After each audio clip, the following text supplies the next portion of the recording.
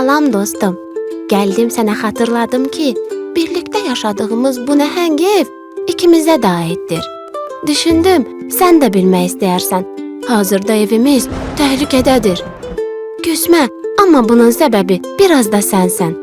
Sənin təbiətə atdığın plastik materiallar, qida paketləri, istixana qazları və bu cür tullantılar təhlükəli həddə çatıb. Onlar evimizi yaşanılmaz hala salıb. Bəzi dostlarım artıq təbiətdə görünmür. Ailə üzvlərim azalır, yaşadığım buzlaqlar isə sürətlə kiçilir. Bugün isə özəl gündür. Sənin, mənim, yaşamaq üçün təbiətə ehtiyacı olan hər kəsin günüdür.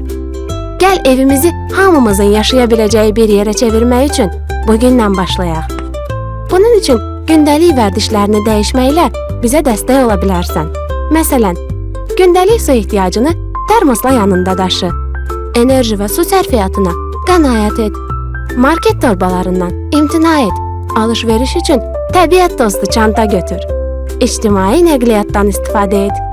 Evimizi yenidən inşa etməkdə həvəsli olduğun üçün şadam və sənə çox təşəkkür edirəm. Günümüz mübarək dostum.